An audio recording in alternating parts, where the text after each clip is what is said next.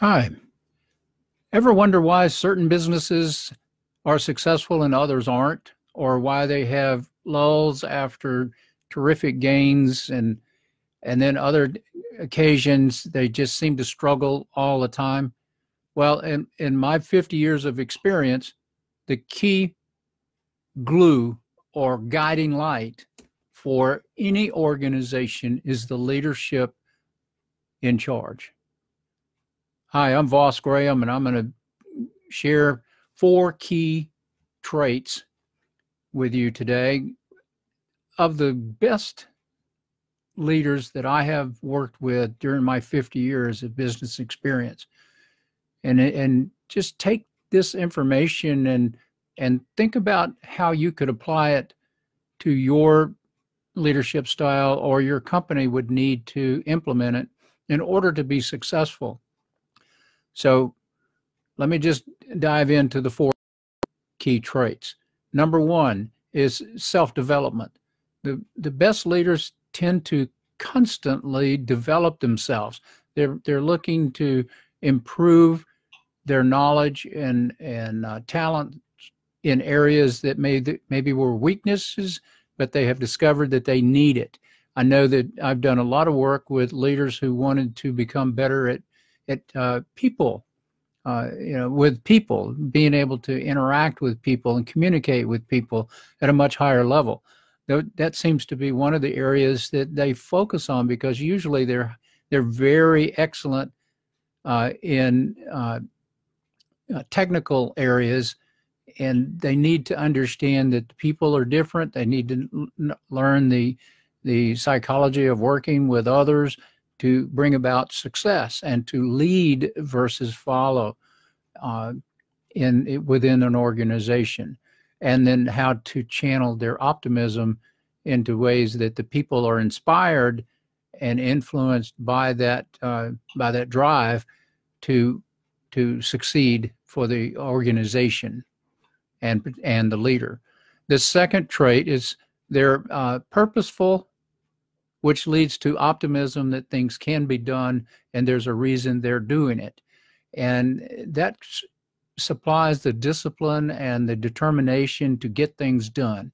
It's a driving force, or an internal driving force for the individual to excel. The best leaders they understand their purpose, what they're actually doing, not only from a business point of view, but from a philosophical point of view of what they're providing of value. And they link the dot, they connect the dots, where every organization is truly designed to create value for the customers.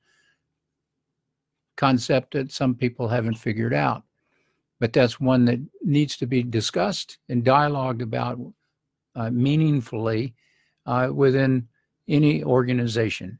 Number three, the best leaders are the ones who accepted responsibility for things that happened. And when things went wrong, they basically took the responsibility to correct it. From my turnaround days, I experienced this in a large way, when leaders would have all of their wealth tied up in their organization and the organization was failing. And we would have to put it together. And we had to make really tough decisions. The best leaders said, hey, this happened on my watch. What do I need to do to fix it? I got great people. I've got great products. I've got great customers. I need to take care of everybody. How can I do that? Help me do it. And, they were very determined to reverse field, so to speak, and make that transition and transformation of success happen. The other types, though, that failed, they were playing the blame game. Everybody's to blame. And they pointed their fingers. They would say things about they had lousy employees, lousy products, suppliers and vendors were taking advantage of them. The government wasn't helping them build their business. I mean, it was a litany of excuses rather than taking responsibility to make things happen. And that's the difference. When people accept responsibility, they know that they're the difference maker.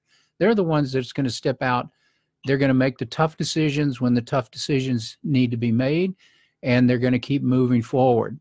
It's a great thing when you see these type of leaders. They know what the heck they're doing, and they do it with well, you know, with gusto, so to speak, from an old phrase. And they get the task and the activities, the things done that need to get done, because they are very good at step 4 or trait number 4. They focus upon results.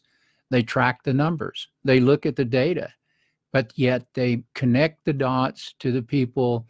They are also, these are people who I consider they're performance-based versus political. And in fact, in my executive coaching, I always point this out to every client that I have, is politics is a loser's game. If you get involved in politics, the power system will eventually change, the hierarchy, and if you're on the wrong side of the equation, you're out. And sure enough, I've had a couple of clients that didn't pay attention to that. They got involved in the political game, and the powers that be changed at the top, and then they were out. Sometimes you just have to listen to common sense. Don't play the political game. It is a loser's game. It's all about performance. If you can derive performance and results consistently, then you are more valuable than anyone else within the organization.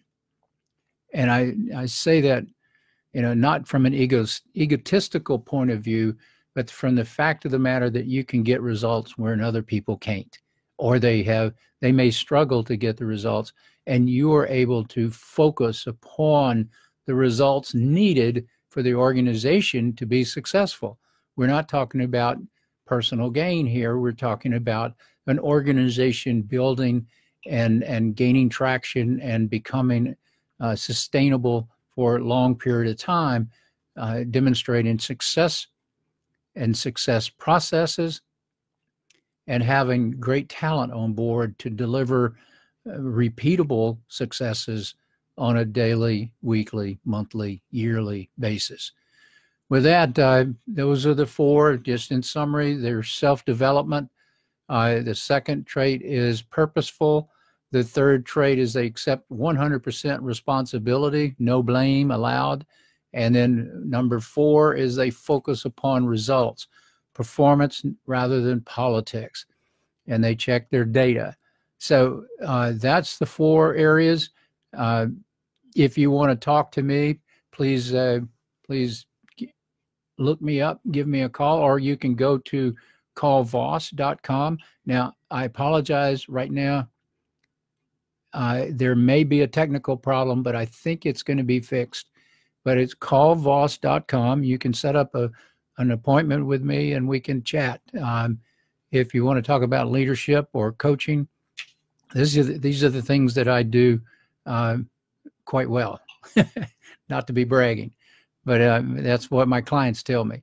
Anyway, thank you very much. You have a great day, and much success to you in the future.